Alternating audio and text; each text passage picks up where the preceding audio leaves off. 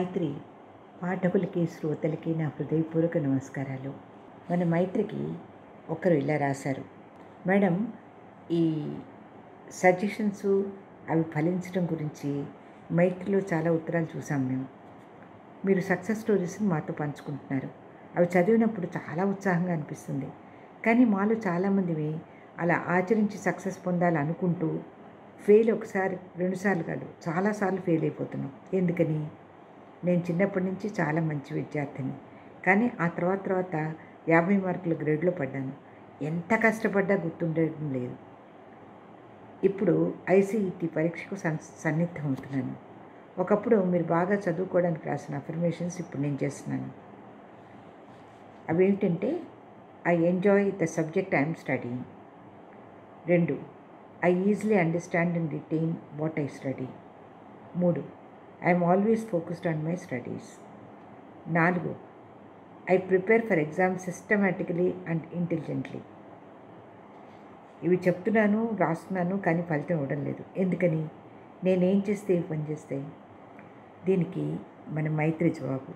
బాబు, చాలామంది ఇదే ప్రశ్న, ఎందుకు పనిచేయడం లేదు, అఫర్మేషన్స్ అంటే పనిచేయడానికి ఏం చేయాలి అని అడుగుతూనే ఉన్నారు.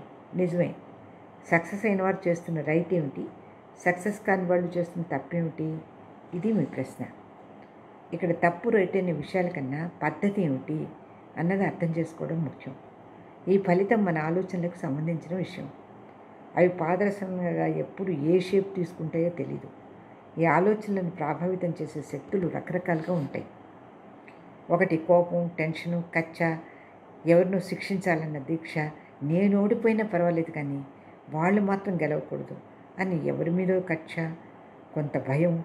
ఇవన్నీ మన ఆలోచనలను ప్రభావితం చేసి మన ఫలితాలు అపజయంగా మారడానికి కారణాలు అవుతున్నాయి.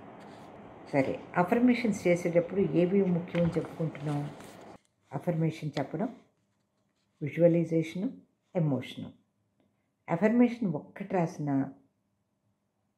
అనుకుంటూ ఉన్నా దాని ప్రభావం పెద్దగా ఉండదు. కారణం, ఎక్కాలు వల్లించినట్టు చేస్తున్నాం కాబట్టి. ఎక్కాలు కూడా 1-2 సార్లు వల్లిస్తే రావుగా.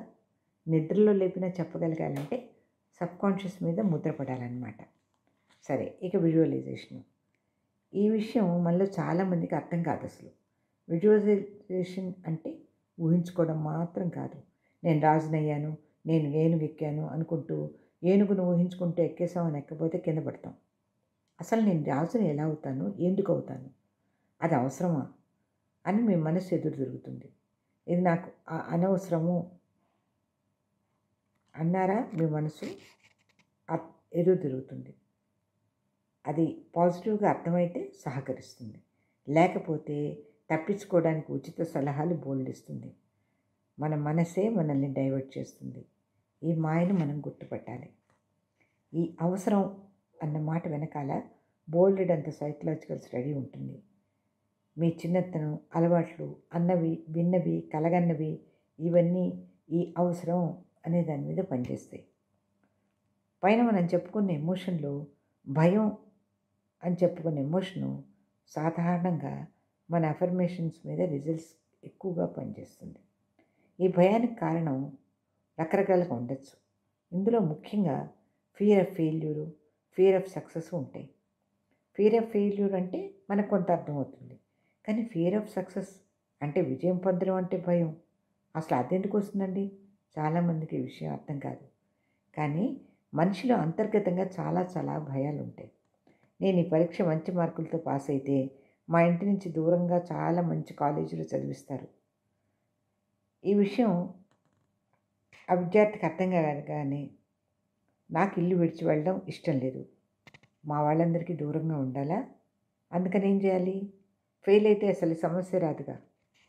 సో ఇలా అనుకుని బయటకు కష్టపడి పడి చదివే వాళ్లకు అంతర్గతంగా ఈ భయం ఉన్నదనుకోండి, ఏది డామినేట్ చేసి రిజల్ట్స్ని ప్రభావితం చేస్తుంది?